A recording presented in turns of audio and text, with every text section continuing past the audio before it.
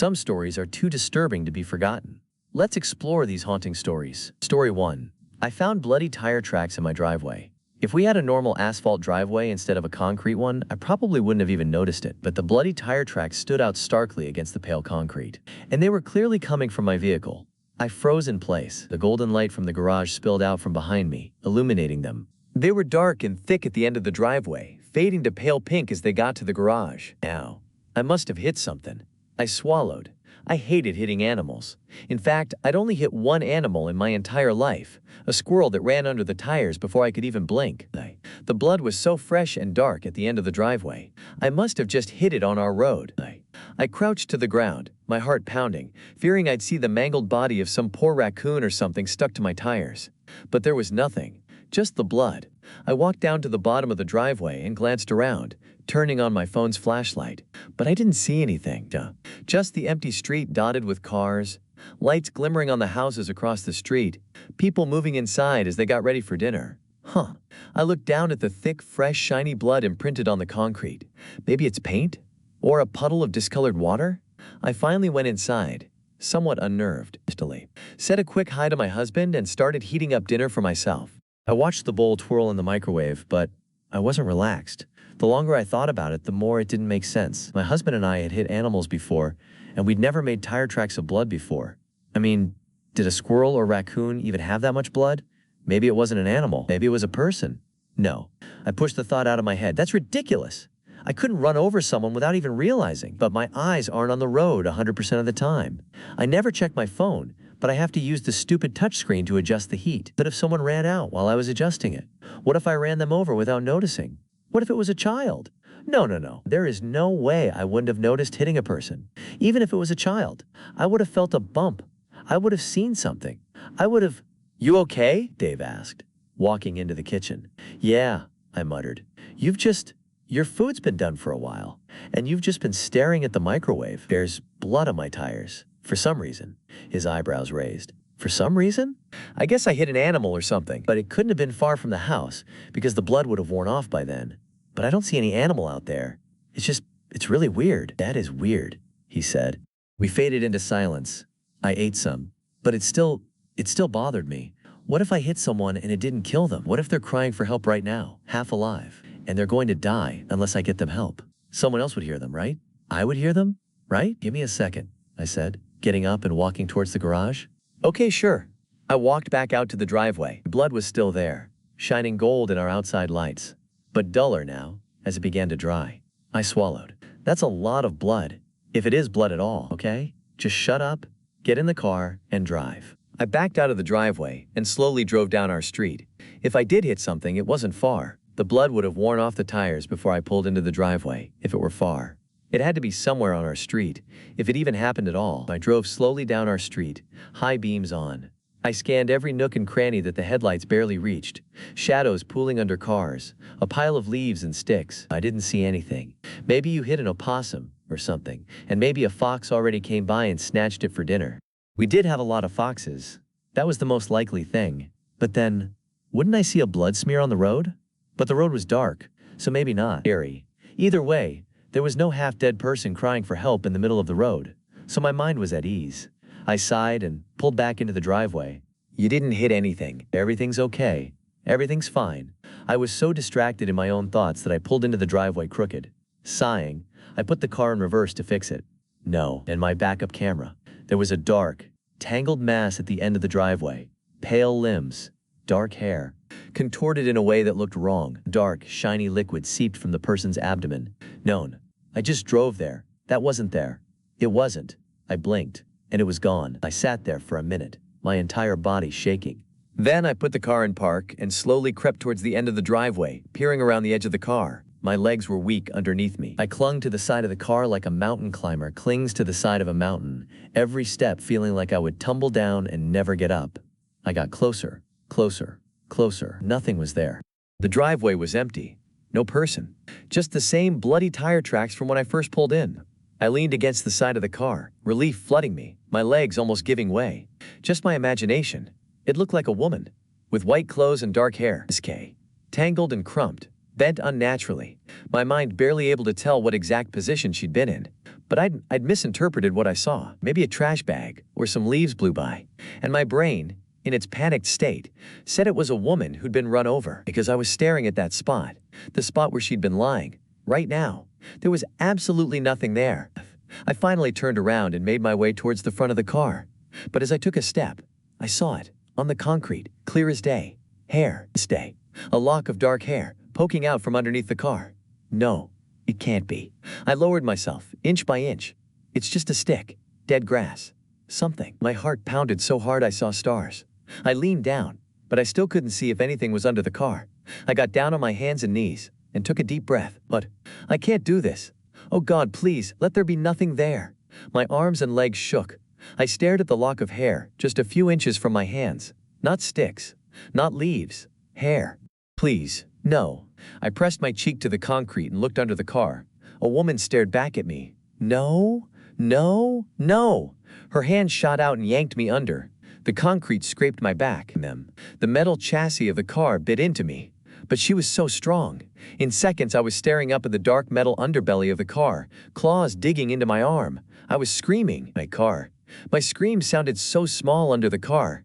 And that's when I realized I was alone. The woman was gone. I was lying flat on my back, under the car, alone. Squelch. I turned, the concrete painfully scraping my scalp. I could see two pale, blood-soaked feet in the gap between the car and the driveway, like the woman was just standing there, next to the car. Then she turned and walked away. Squelch, squelch, squelch. Seconds later, my husband came barreling out of the house. He helped me out from under the car, absolutely panicked. What happened? He kept asking, but I didn't have a good answer. I'd almost think I imagined it, if it weren't for the bloody bare footprints, staining the concrete, fading to pink, as they meandered into our garage. I don't think I've ever run over anyone, but how can I know for sure? Story 2. I caught something on my trail cam. It's trying to pretend it's a cat. I set up the trail cams after something got into my chicken coop. It wasn't a fox or a coyote. They leave messes. Bloody ones. Let me tell you, I've cleaned up more than a few of those over the years. This one? It was precise. The wire was clipped, the latch was open, and 4 of my best layers were gone without a trace. I live out here alone, so I had no one to back me up when I told the story. But I know what I saw. Or, rather, what I didn't see. And I didn't see no damn coyote. You sure about that? Hayes asked, down at the general store. I know what a mess they make. Someone stole them. Who's out here stealing your hens, Carrie? I don't know. I slapped my money down on the counter. That's the point of the cameras. I'm gonna see who took them. Hayes looked amused. You think that chicken thieves are gonna come back around a second time? Yes. And if they don't, just give me the damn cameras. And up they went. The first few nights, I caught the usual critters. Raccoons scuttling through the underbrush. A few deer passing through. Even a bobcat slinking along the tree line. But they didn't clip the wire and cleanly steal my hens, so I left them be. It was 5 nights before something else came onto the screen. At first, I thought it was a mountain lion. Big, sleek, moving low to the ground with purpose. It padded right through the frame of my western-facing cam at 2:47 a.m. But something about it was off. The legs were too long. The way the skin bunched around the joints looked unnatural, like it had extra folds it didn't know what to do with. And when it turned its head slightly, the eye was all wrong. Too round, too bright, like a human eye catching the light. I convinced myself I was seeing things. Low resolution, bad angle, maybe even a trick of the light. But I kept the cameras up. The next night, it came back. This time, I got a full body shot. The skin around its shoulders was peeling, like an old leather jacket stretched over something too big for it. I could see the wet sinew beneath, the way it glistened under the moon. The face was the worst part. It had the shape of a mountain lion, but the edges didn't sit right, as if it had been pulled too tight. And the mouth, the mouth turned to the camera, and it smiled. Then it was gone, vanished into the darkness. I had no proof for it, but I knew in my heart whatever I'd just caught on film was the culprit. That creature, asterisk, it was the one that took my hens. Just my luck, that it wasn't the local kids bored and looking for something to do. Just my luck it had to be. Whatever that was. I didn't sleep that night. I kept the shotgun by my bed, every light in the house on. My closest neighbor is 6 miles out, and I wasn't about to call the sheriff over a mountain lion with a weird face. But I didn't shut my eyes once. It was just wrong feeling to do that. You're letting it get to you, Carrie. I exhaled, acting just as bad as when you were drinking. Got yourself jumping at shadows. Nope. There was no chance I was tricking myself into relaxing. My eyes were still open when the dawn came. The night after that, the camera by my coop caught it standing on two legs. It was blurry, sure, but the shape was unmistakable. It had the hind legs of a big cat, but its torso was wrong. Too long, too thin. The skin had sloughed off in places, leaving exposed ribs and raw muscle. The face. It wasn't a cat's anymore. Does that make sense? It still had the skull of a cat, the ears, the fur, but the fur was sort of slipping back like a hood, and the muzzle had been twisted up somehow, or bent down, or just car hit broken in a way that let the smile get wider, the mouth gaping open in a way no animal should, and the eyes, no doubt about it, human. It looked at the camera again, and then I watched as it took its hands and snapped the chicken wire with its bare hands. I ran out at dawn, yanked down every camera, and dumped them in the shed. I figured if I ignored it, it would go away. Childish? Sure, but what else could I do? Go out there and face it. Just the thought had me shaking in my boots, so I told myself I was seeing things, that I had been awake too long, looking for something that wasn't there. This morning, I found the last remaining trail cam sitting on my front porch. I know I didn't put it there. I hadn't even looked at the footage yet. My hands shook as I clicked through the files. The final image was taken at 3:12 a.m. The creature was no longer walking through the woods. It was standing right in front of the camera, too close, its torn skin hanging in strips. Its mouth was open wide, its lips peeled back, revealing rows of jagged, uneven teeth. Its eyes, they were staring right into the lens, into me. Then, in the last frame, it screamed. I don't remember throwing the camera. I don't remember running back inside. But I remember the sound. It wasn't caught on video, but I heard it. A high, keening wail, like metal tearing, like something forcing its way through flesh that was never meant to hold it. I haven't left the house since. I don't know what it wants, but I know one thing. It's watching me now, and hands that can snap wire can easily figure out how to open a flimsy wooden door. Story 3. My neighbor's house doesn't exist in the daytime. In the daytime, it's just an empty lot. Nothing but a rich collection of dirt, weeds, and tall grasses that stretch all the way to the trees. But every now and then, when the moon is just right, and when the air is so cold it hurts to breathe, the house appears at night. It's always the same. A dark, 19th century Victorian mansion, complete with spires and enormous windows, the kind of place you would never see out here in the boonies. Marriage. I had trouble believing it was real the first time. One of my college mates played a prank and gave me a cookie, which was a potent edible. I was up all night at home, waiting for the unexpected high to pass. That's when I first noticed the house, fully built, standing some odd 30 yards away. It was quite an experience, seeing a magical haunted mansion while thoroughly tripping. I thought it was just the THC playing tricks on me. But by the time I sobered up around 4 a.m., the house was still there. It was too real to be a hallucination, and too vivid to be a trick of the light. I took pictures on my phone from the living room, bathroom, and even the balcony. The house was a real structure, a real, creepy, pitch-black looking abode that gave an indisputable bad vibe. And then as soon as dawn broke, it faded away. Over breakfast, I explained to my grandma what I had seen, and even showed her photos, but she waved away all my nonsense. "Been anything there for 60 years, she would say. "Don't conjure what isn't."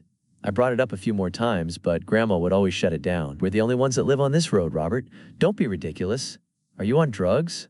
Maybe I was just on drugs. The house didn't reappear any night after that, so I went back to focusing on school. The whole reason I moved out to live with Grandma was because her place was only an hour-long bus ride to college. But then came another evening when I stayed up late finishing an essay. When I went to grab some juice from the fridge, I saw it peering from the large kitchen window.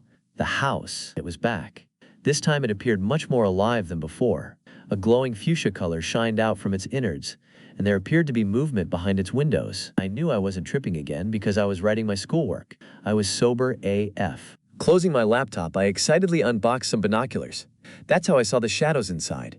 It was way too dark to make out anything past silhouettes, but I definitely saw the tops of heads and shoulders pass by the windows and settle in various spots in the house. They moved with a casual, low-key energy, as if everyone was worn out but still awake, restless. Who were these people? And how were they inside this place? Then my attention turned to the trees ruffling behind the house, where a tall figure emerged from the woods. An immediate knot tied itself in my stomach. I had never seen anything like this person. He wore a velvet-looking frock, above an embroidered vest, and waist-high trousers, which were all somehow tailor-made to fit his 8-foot-long arms and legs. He moved like some anthropoid stick bug, shuffling and ambling, often using one of his long arms as another leg. Eventually, this bizarre 19th century aristocrat spider hunched over the door, took a glance at me and raised his arm. I wanted to turn away, but I couldn't. I was frozen. The figure's hollow eyes, even from that distance, felt like they were staring directly at me. His skeletal fingers made the "come hither" motion. He recognized my fascination. His kid. He knew I was being drawn to the house. He knew I was watching. He knew I wanted a deeper peek. The next morning, my grandma handed me a letter in a brown envelope with no return address. She said it must have come from my parents. I opened the letter and knew right away that it didn't. There was only a single piece of parchment inside, withered and worn. In thick black ink, only 2 words were written in very old cursive. "You're invited." Where did you get this letter? Where do you think? My grandma poured herself coffee. The mailbox. Who dropped it off? Who do you think? My grandma burnt her lips on the coffee. The mailman. The mailman. You saw him.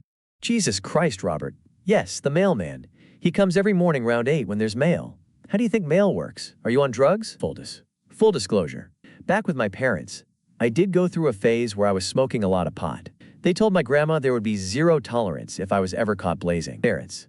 They threatened with military school, community service, etc. So I've been careful only to blaze on the school grounds.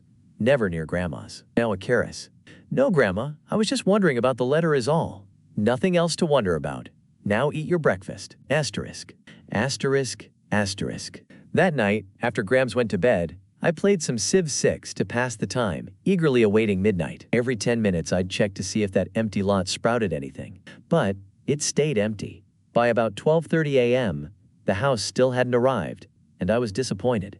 In a last-ditch effort, I put on several layers and brought one of my secret blunts with me. The first night I had seen the mansion when I was accidentally high, so I figured it couldn't hurt to smoke a little now and see what would happen. After quietly closing the front door, I walked several feet away to make sure the light in Grandma's room was still off. It was. She was sleeping. With utmost secrecy, I brought the blunt and lighter to my lips when a chill wind snuffed out the flame. My fingers went cold.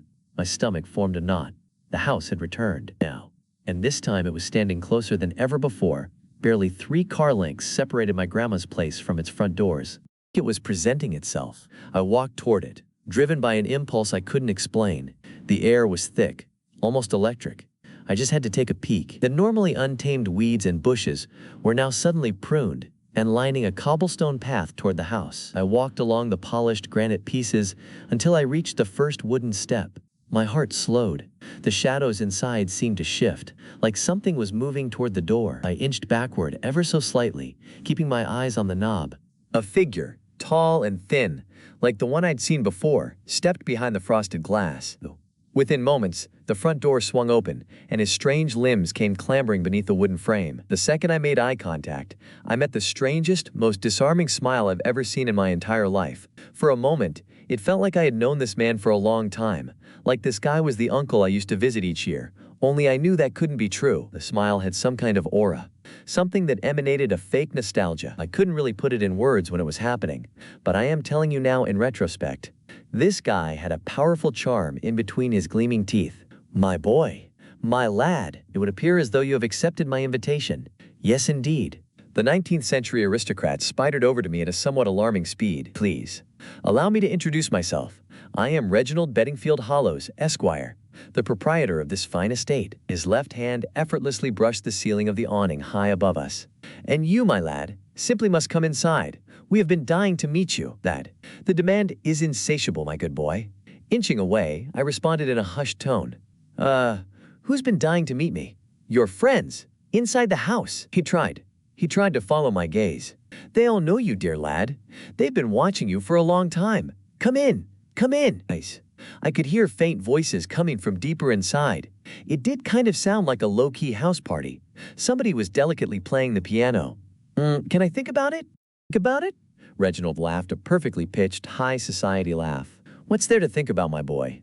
You've already accepted by arriving at my doorstep. You want to come in? My stomach was tensing up into some kind of triple knot. I was finding it hard to walk backwards. In fact, it would be quite rude not to come in. Good. Quite rude indeed. Reginald's smile slowly dissipated. Especially after all the effort we put in. Today was going to be your night, Robert. They're all going to be so disappointed. How did he know my name? Like some kind of flexible insect, he scooped his head down low to meet my line of sight. His teeth beamed at me with a glossy shimmer. You want it. You want to come in, Robert. We both know that. It'll be fun. Although I could feel my stomach contort itself further, An immense feeling of trust also breezed through my chest. Harriet. It's like this was the 500th time I've met Reginald. It'll be fun? Riotous, Robert. A feat in your honor? A feast. A dance. The string quartet has been practicing for ages. Again, that feeling of trust.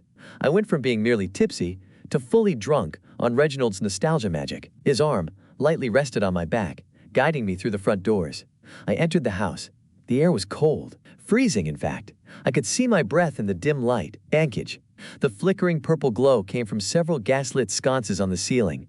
The walls seemed to stretch and warp, like the house wasn't quite real, like it was bending around me, enclosing me. I wasn't alone either. Figures moved in the shadows, their forms indistinct, their heads tilted in my direction. They looked human, but just barely. They watching me without blinking, staring with wide eyes. I wanted to scream, I wanted to run, but I couldn't. All the walls and doors bended away from my touch. It felt like the house had a grip on my very soul, like it was pulling me deeper into its endless corridors. One of the figures stepped forward. A girl, also about my age. Her face was pale and stretched like a mask. She wore clothes that may have been in fashion about 20 years ago. "You don't belong out there anymore," she said softly, his voice almost tender. "You belong here now. You're one of us now." It was a mistake to step inside. Once you've seen what's behind those purple-lit windows, there's no escaping. The house never lets you go. I've had loads of time trapped in this house where nothing changes. I don't get hungry. I don't get sleepy. The police can't see the house, and they've blocked me for calling them too many times with my wild stories. My phone has been permanently stuck at 23% battery for God knows how long. Time doesn't seem to exist here, only warping corridors and college kids who all say the same thing. I came out here to live with Grandma. It was only an hour-long bus ride to school. Across one of the ever-shifting hallways, I once discovered a painting of my grandma, wearing the same kind of aristocratic clothing as Reginald. She stared out with the same passive face, those same disinterested eyes. I've typed this story out on my phone, searching for help. I wish I could tell you where to look, but I have no idea where I am. The windows stretch away from me. If you ever see a mansion that only appears at night, and you come across a tall, spidery man that looks like Reginald, tell him that you are inviting me, Robert, to come outside. I believe there might be some kind of magic in the use of invitation, some kind of sanctuary. At least I hope so. It's my only chance of escape. If someone who reads this does find a way to free me from this limbo, I promise you my everlasting thanks. As a bonus, I'll give you this joint that never seems to run out. 4. I asked my tarot cards about the end of the world. We are fucked. I don't believe in tarot, not in the mystical sense. The cards don't whisper, don't pull strings behind the curtain of reality. They don't know the future. What they do, what I do, is tell stories. And people love stories, especially when they're about themselves. Most of my clients don't want the truth. They want reassurance. They want to be told that their ex will come back, that their business will succeed, that they'll win the fight they're afraid of losing. They want validation, a sugar-coated narrative where everything works out. And I give it to them, not because I'm a fraud, but because it's what they need to hear. That's why I noticed him the second he walked in. The man didn't hesitate at the threshold, didn't browse the shelves lined with incense and cheap crystals. He moved with the kind of deliberate control that made my skin crawl. He was tall, gaunt, with sharp features and sharper eyes. His clothes were unremarkable. Pressed slacks, a plain dark coat, but everything about him felt too composed, like he was wearing a disguise made of normalcy. He sat down across from me without a word, folding his hands neatly on the table. I waited for the usual. Love, money, success. But he just tilted his head slightly, watching me the way a bird watches an insect, and said, "I'd like to know about the end of the world." The request sent a strange shiver through me, not just because of the words, but because of how he said them. He wasn't asking out of curiosity, or fear, or desperation. There was no urgency in his voice. It was like he already knew. "Not exactly a common reading," I said, forcing a small laugh. The man just watched me, unmoving. I hesitated, then reached for my deck. If this was a joke, I'd play along. If it wasn't, well, the cards would do what they always did. Tell a story. I shuffled. The cards were worn and familiar against my fingers, their edges softened by years of use. Usually, I let my clients pull their own cards, but before I could ask, 3 leaped from the deck and landed on the table, face down. Past, present, future. Something about the way they landed made my breath hitch. But I pushed the feeling down and flipped the first card. The past. The tower, a ruined tower, crumbling under a black sky, lightning splitting stone, people falling from its heights, their arms outstretched in silent screams, destruction, upheaval, a warning ignored. The story was clear. There was a moment when things could have changed, a moment when people had a chance to stop something terrible, but they didn't. Whether out of fear, selfishness, or simple indifference, they let the opportunity slip away. And now, we were living in the fallout. I exhaled slowly, my fingers suddenly cold. Man said nothing, just watched. I turned over the second card. The present. The hanged man. A man, suspended upside down. Bound, but serene. Waiting. Watching. Not acting. My mouth went dry. This wasn't inevitability. It wasn't some cosmic force pushing events toward disaster. The only reason things weren't being stopped was because the people who could stop them weren't. Not because they were powerless, but because they didn't care enough to try. The air in the shop felt suddenly wrong, heavy, and too still. But I glanced at my client, but if he felt anything, he didn't show it. His expression remained unreadable, his gaze steady and sharp. I didn't want to turn over the last card, but I did. The future. Death. A skeletal figure in black armor, astride a pale horse. A banner unfurled in bony hands. People kneeling. People falling. Others' math. There's a lot of feel-good nonsense about the death card. People like to say it means transformation, rebirth, a new beginning. But sometimes, it means exactly what it looks like. This was one of those times. The instant the card hit the table, something shifted in the air. The temperature dropped. My stomach clenched, my heart pounding against my ribs. I told myself it was just a coincidence, just a story the cards were telling. But across from me, the man smiled. Not a smirk, not an amused twitch of the lips. A smile. Small, satisfied, like he had just received confirmation of something he already knew. A strange, creeping wrongness crawled up my spine.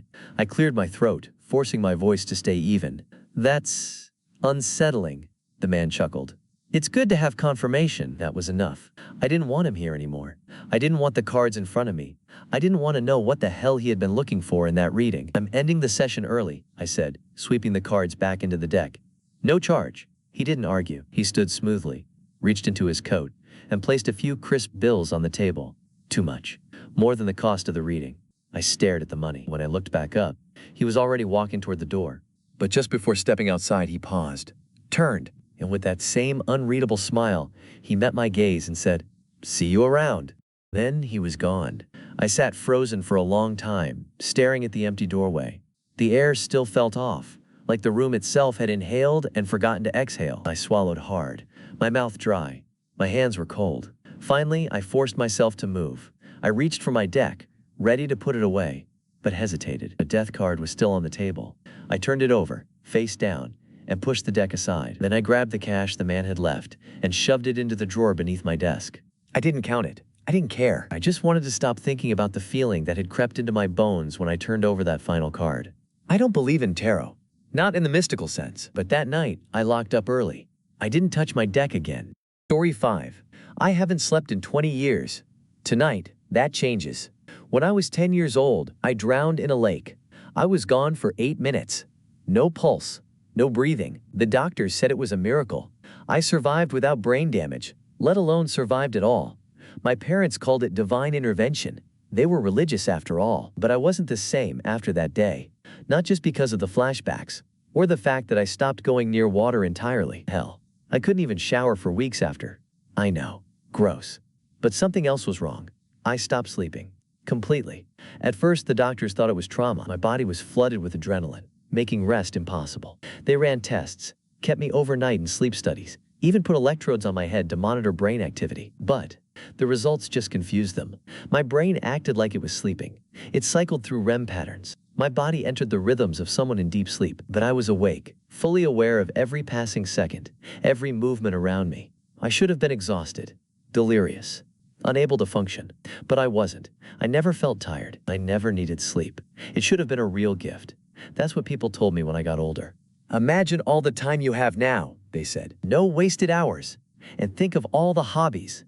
But they don't understand. They don't know what happens when a person is awake for too long. Because we're not supposed to be. Because there are things in this world that only come out when we sleep. And if you stop sleeping, they notice.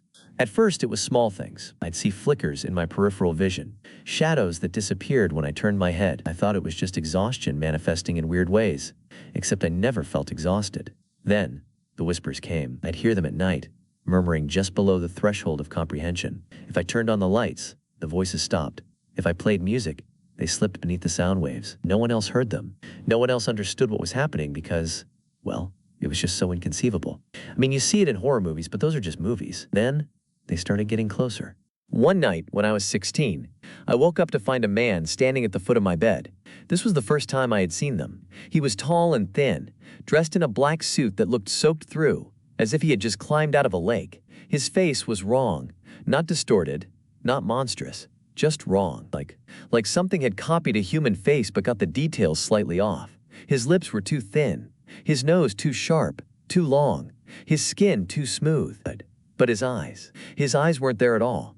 Just two hollow voids, darker than the rest of the room. I wanted to scream, to move, to do something. But my body was locked in place. I don't know how long we stayed like that. Minutes? Hours? I didn't blink. He didn't blink. His carrying. He didn't even breathe.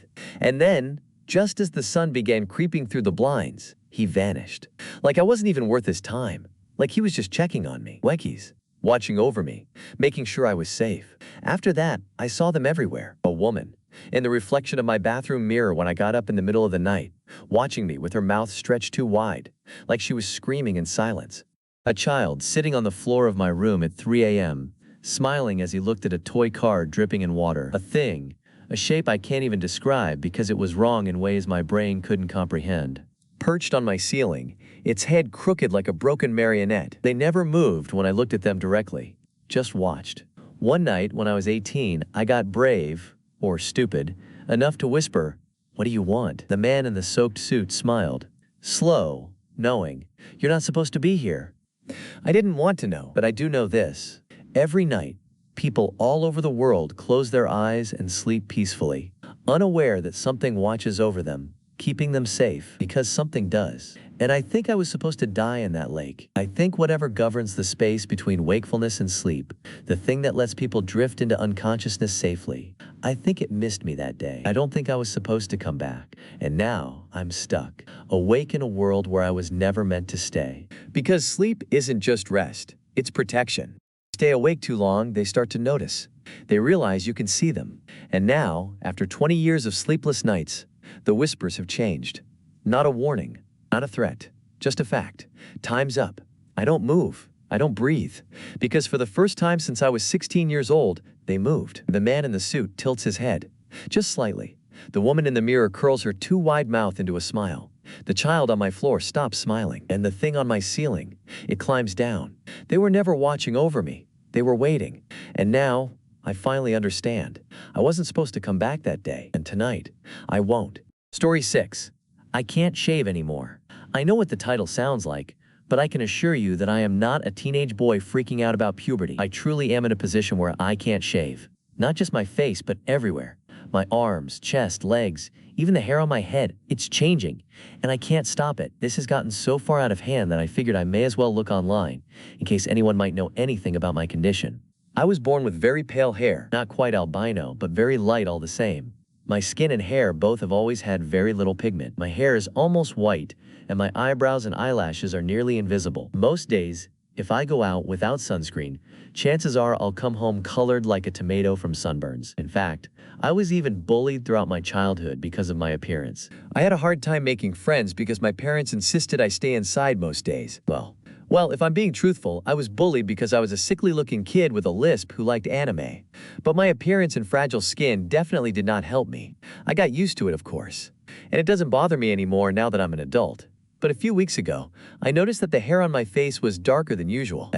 I normally keep myself clean-shaven, but sometimes I'll forget to shave for a day or two. When I looked in the mirror, I saw a 5 o'clock shadow which was far, far darker than it usually was. It was still only stable, but it was unusual enough for me to notice.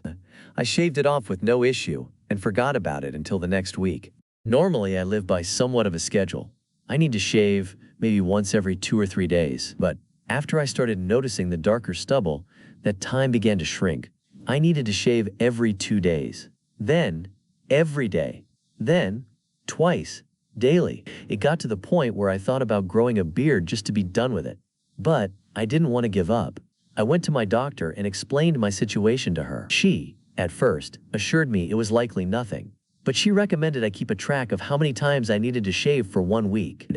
I did as she asked. The final tally for that week was 24 times. She said I might have something called hypertrichosis. I googled it later because her explanation went over my head. What I can gather is that it's a condition caused by either cancer, medication, or metabolic disorders that causes abnormal hair growth. She prescribed me this hair removal cream that smells like burnt rubber and garbage. I meant to use it on my face twice a week, and that's meant to keep the hair off, but it hasn't been working at all. It removes my own hair, the light blonde colored hair, but the dark hair stays on. It's spreading too. At first it was just my face, but now my arms and legs are growing darker hairs too. I decided, screw the cream, I'm just gonna go back to shaving it off. It had gotten so long that I had a short, black beard and hairy arms. But when I tried to shave again, it bled. My hair bled. Thick orange-red liquid dripped off of the ends of the hair, and it hurt too. The skin of my face ached and itched. I finished the painful process and showered to wash the substance off of me. Exhausted, I went to bed. The next morning it had all grown back even longer than the night before. Spiky, almost chitin-like follicles protruded out of the skin on my face, arms, legs, and chest. And that's when the itching started. Horrible, non-stop itching, anywhere the hair was. I went back to the doctors, but they had no idea what to do, other than giving me an anti-itch cream. Luckily, that's helped enough to allow me to sleep most nights. But my hair hasn't stopped growing. I was looking at myself in the mirror earlier today. The hair must be about 2 inches long, but when I looked closer, I almost vomited into the sink. They're segmented. They protrude out of my skin, and after about 3/4 of an inch, they have a clear joint where they bend like spiders' legs. I'm heading back to the doctor's today. Any outside advice is welcome. I have a sinking feeling that time may be of the essence here. The itching is getting worse, and, to my horror and disgust, I think they're starting to move. Story 7. I can't stop seeing my dead cellmate. I got out of prison 6 months ago, and I've been scraping by ever since. Spent a few weeks in a shelter, then another one, then a few nights in the park when I got sick of the smell of piss and desperation. Eventually, I landed here, a crumbling little house on the bad side of town, the kind of place where the cockroaches own the lease and the wind howls through holes in the drywall. It ain't much, but it's got a roof, and after what I've been through, that's something. But ever since I walked out those gates, I haven't felt alone. I keep seeing him, Susan. Yeah, you read that right. His name was Susan. He was my cellmate for 2 years, a wiry little guy from Mississippi with a slow, syrupy drawl and a grin that could charm a snake. He used to say he got the name from his grandma, who named him after some long-dead uncle. Old family tradition, he told me. Like that explained anything. Susan was a Satanist, not the kind that just wears pentagrams and listens to heavy metal. No, Susan believed. He used to sit on his bunk for hours, eyes closed, whispering things under his breath. He said our bodies were just rentals, that the real us was something bigger, something waiting to break free. You ever feel it, boy? He'd ask me, voice low and conspiratorial. That tug at the back of your mind? Like you ain't really in your skin? Like something in you is struggling to wake up? I told him he was full of shit. 3 years ago, he hung himself in our cell. No warning, no note, just tied a bedsheet to the bars and stepped off the toilet like he was boarding a train. I remember the sound his neck made. It was quiet. Too quiet. I didn't think about him much after that. Not until I got out. Now I see him. Not full on, standing in front of me see him. Just flickers. A shadow in the corner of my vision. A shape in the bathroom mirror when I look away. And his voice. God, his voice. Well, ain't this just pitiful? He talks to me like he used to. All honey and hellfire. Like a televangelist working a crowd. Look at you, scrounging in the dirt like a goddamn insect. Ain't you tired? Ain't you ready to rise? I try to ignore him. I tell myself it's PTSD, a guilty conscience, whatever. But he won't shut up. And the worst part? He's starting to make sense. At first, it was just little things. I'd catch myself thinking about what he used to say, about how the body ain't nothing but a cage, about how the soul is meant to ascend. Then I started feeling it. The tug he talked about. Like something inside me is straining against my ribs, desperate to break loose. Last night, I woke up to the sound of my own voice. I was whispering. Chanting. The words felt familiar, but I don't know what they mean. I bit my tongue so hard I tasted blood just to make it stop. I'm scared. I don't want to end up like Susan's. I don't want to wake up one day and find myself standing on a chair, a noose around my neck, stepping off into nothing. But I can feel him, pressing closer, curling around my thoughts like smoke. And I'm starting to wonder if, maybe, just maybe, he was right all along. Story 8. The Signal from Gliese 581. I never believed in aliens. Not really. Sure, I'd binge watch Ancient Aliens like everyone else, but it was always just entertainment. That was before the signal, before everything changed. It started 3 weeks ago. I'm an amateur radio astronomer, just a hobbyist with a backyard setup. I'd been scanning the skies for years, mostly picking up static and the occasional satellite blip. But that night, I caught something different. A repeating pattern, faint but unmistakable. It wasn't random noise, it was a signal. At first, I thought it was a glitch. I recalibrated the equipment, checked the software, even rebooted my laptop. But it was still there, a series of pulses, precise and deliberate. My hands shook as I recorded it. This was it, the moment every stargazer dreams of, proof that we're not alone. I uploaded the data to an online forum, hoping someone could help decode it. Within hours, the replies flooded in. "This is huge," one user wrote. "It's coming from Gliese 581, said another. "A red dwarf star 20 light-years away." I stayed up all night, poring over the comments, my heart racing. This was history in the making. But then, things got weird. The signal changed. It wasn't just pulses anymore. It was a message. At least, that's what the experts said. They couldn't translate it, but the structure was too complex to be natural. I felt a mix of awe and dread. What were they trying to tell us? And why now? Days later, I started hearing it, not through the radio.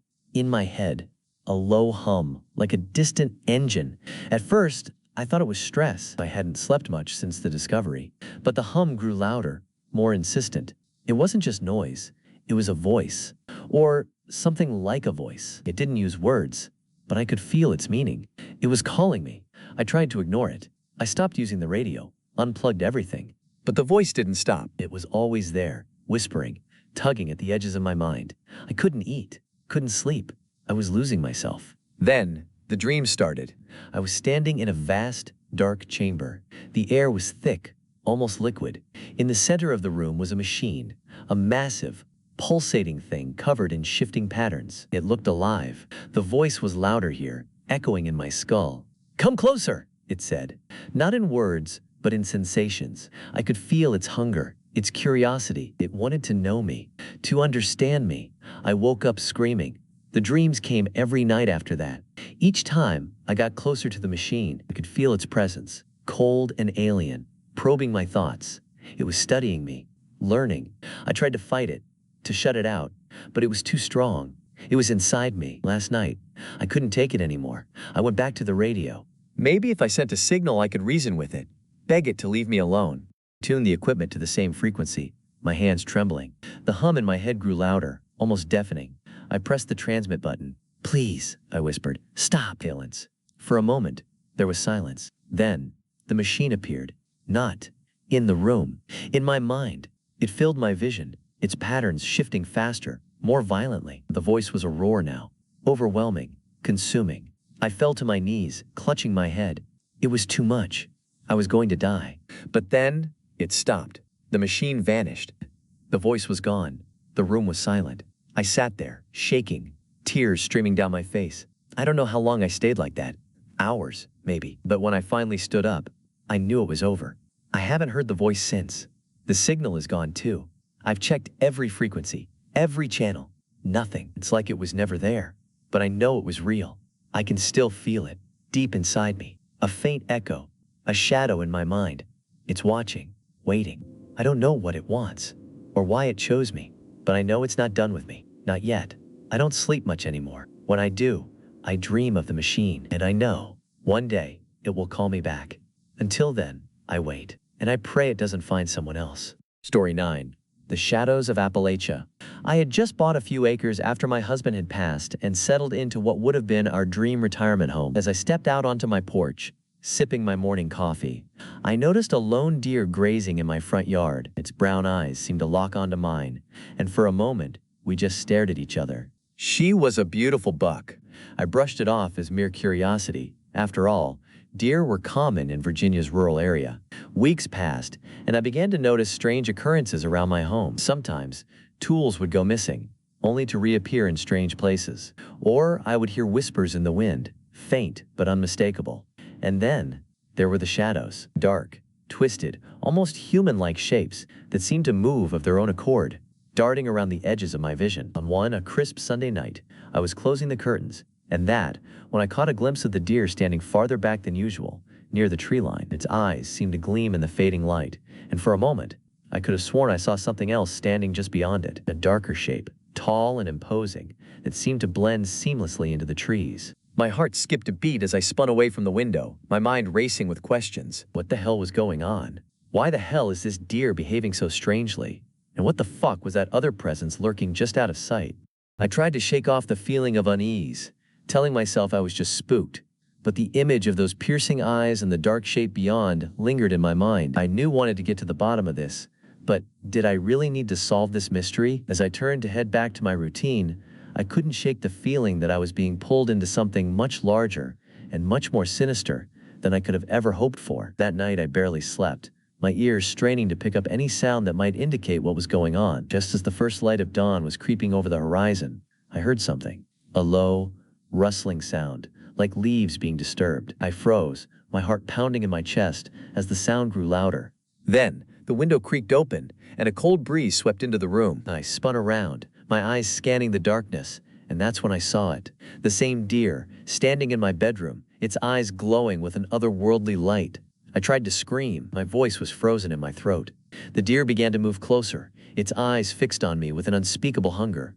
And, just as all hope seemed lost, everything went black. But when I came to, I was lying in bed, my heart still racing. It was morning, and the sun was streaming through the window. I must have dreamed the whole thing, I told myself. Except I knew then that it wasn't just a dream. I felt a shiver run down my spine. Something was out there, watching me, waiting for me. As the days passed, I found myself growing increasingly uneasy. The deer's nocturnal visits became a constant presence, a lurking shadow that hung over my home like a specter. I tried to convince myself it was just my imagination running wild, but the sense of being watched persisted. Every evening, around dusk, the deer would appear in my yard, its large brown eyes fixed intently on my house. It would stand there, motionless, watching with an unnerving intensity that made my skin crawl. I tried to shoo it away, but it wouldn't budge. Instead, it would back away slowly, its eyes fixed on me, glaring at me, taunting me. I turned around to close my door and she was gone. That she was dead.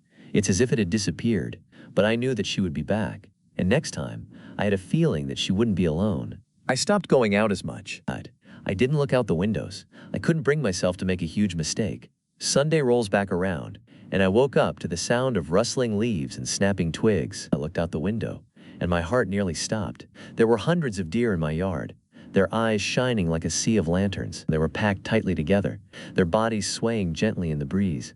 The deer seemed to be pulsing, as if they were connected by some unseen force, when suddenly, almost, as if in perfect synchrony, they turned their heads towards my house, towards me. I felt a cold sweat break out all over my body as I realized that I was the focus of their attention. Whatever they were waiting for, it was me. I was left shaken, wondering what had just happened. Was it some kind of bizarre animal behavior? Or was it something more evil? As I stood there, trying to make sense of it all, I felt a creeping sense of dread.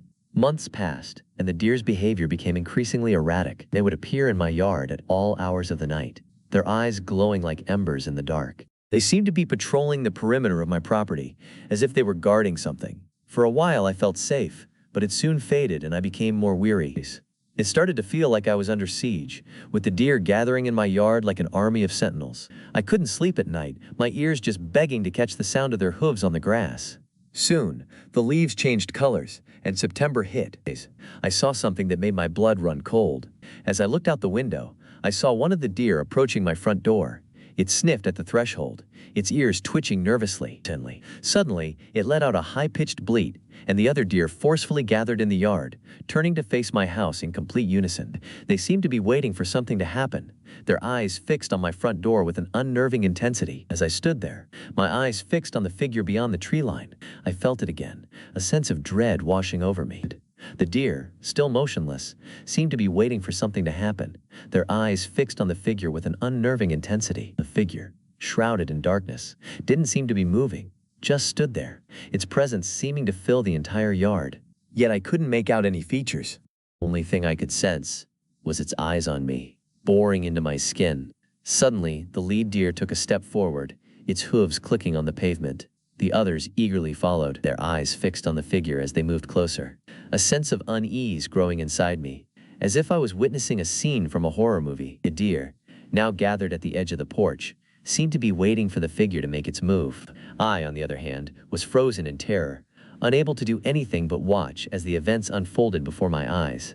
I could only stand there, my heart pounding in my chest. And then, just as it had appeared, the figure disappeared, vanished from thin air. The deer, still gathered at the edge of the porch, seemed to relax, their ears twitching nervously as they sniffed the air. That's when it finally hit me. I had to get out of there. I grabbed my keys and made a run for my car, not stopping until I was miles from my house. I looked back in the rearview mirror. I saw the deer gathered in my yard, their eyes glowing devilishly. I knew then that I would never be able to go back to that house again. I'm sitting in a Denny's parking lot writing this down in case they find me. If you ever find yourself living alone, near the Appalachian Mountains, don't look further. Don't look into the woods. If you hear something, pretend you didn't. Save yourself and learn from my mistakes. Stay safe, folks. I'll try to do the same. Story 10. Are the trees watching us? I've heard of a place, a so-called forest of fears, and decided that it would be our next hiking destination. Carl, Petra, and I loved hiking, and this place was said to be filled with mystery. I had heard whispers about it from local stories that it fed on the fears of humanity. We thought it was all just an urban legend designed to keep people away, to protect the forest from government influence. Or so we thought. The forest had a name, but we'll just call it the Forest of Fears for now. The rumors said that strange things happened there, and I wasn't sure what to believe. Still, the allure of something unexplained drew us in. We started our hike, laughing and joking, dismissing the stories as just that, stories. It wasn't long before Petra noticed something strange. She pointed at the trees and said, "Look, there's a pattern. Faces. Faces in the bark." I laughed, ever so skeptic. "Steph, it's just pareidolia," I told her, explaining the phenomenon. The brain's tendency to see familiar patterns, like faces, in random shapes. Nothing more. Petra wasn't convinced, but Carl decided to take a picture to shake off the creeping unease we were all starting to feel.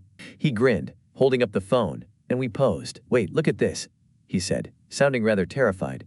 The expression on one of the faces in the tree had changed. It now looked like it was smiling. But when we checked the tree ourselves, it appeared unchanged. "Stop it, Carl. This place is already creepy enough. You don't need to scare us further," I told him, trying to dismiss the unease crawling up my spine. But as we ventured deeper into the forest, the faces became more detailed, more humanoid. We still tried to brush it off, telling ourselves it was all in our heads, until something caught Petra's attention. "Do you see that?" Petra whispered, pointing to a vague figure in the distance. I turned and froze. The figure resembled Petra's little sister, who had passed away long ago due to illness. Screeches. It was distant, too vague to make out clearly, but the shape, her shape, was unmistakable. And then we heard it, a faint, childish laugh. Stay. Before we could react, the figure bolted into the forest. Petra tried to chase after her, but we grabbed her. "No, Petra, we need to go back. It's getting dark. And those stories, maybe they weren't just legends," I said, trying to calm her down. We started heading back, but something was wrong. The forest felt alive, almost as if it were shifting, changing around us and even watching us. The path had vanished. The trees seemed to move, blocking our way. We couldn't go back. And then I saw it, a vague figure in the distance, standing tall among the trees. My heart sank. It was my father, my abusive father, his form feeding off my deepest fear, the fear of losing control. "You can't hide behind your mother now," his voice boomed, sending a cold chill through me. Petra and Carl saw it too. We couldn't stay. We turned and ran, faster than we'd ever run before, but the forest only grew denser, the trees closing in. The panic set in, and we realized we were lost. In our haste, we lost Petra. She was gone, vanished into the trees. The forest seemed to swallow her whole, and the fear that had been creeping at the edges of my mind began to intensify. Carl's breathing became erratic. He stopped running, his face pale, his eyes wide. He was frozen for a moment, and then he started to shake. "She's gone. She's really gone. I can't lose anyone else." I turned back to him, trying to hold it together. I could see the panic in his eyes, and it made my own heart race. Carl had always feared losing people dear to him. It had always been his biggest fear, losing someone close. I'd never seen him so terrified before. But I grabbed his arm, trying to steady him. "Carl, calm down. She can't be too far away. We'll find her. Just stay with me." He shook his head, his body trembling. I can't, Parad. What if she's gone for good?" The dread in his voice was overwhelming. I pulled his hand, yelling, "We will find her!" And then we continued running, screaming out her name. but there were no signs of her. And then, we stumbled upon it. An enormous tree loomed in front of us, its bark twisted and deformed. The face that stared out from it wasn't just any face. It was Petra's. Her face, contorted in fear, was etched into the tree's trunk, distorted and warped by whatever dark force was at work in the firwood. We stared at the grotesque image of Petra, but then, I felt a cold hand grab my shoulder from behind. I froze, a shiver running down my spine. That touch. I'd felt it before. It was familiar. A voice I thought I'd left behind long ago. My father's voice. Before I could react, the tree before us seemed to shift. The bark rippled. And there, next to Petra's face, was my own. My face twisted, contorted by fear, right next to my best friend's. At that moment I knew. The firwood had claimed us too. We weren't leaving, and our faces were left to be seen by the very next curious hikers.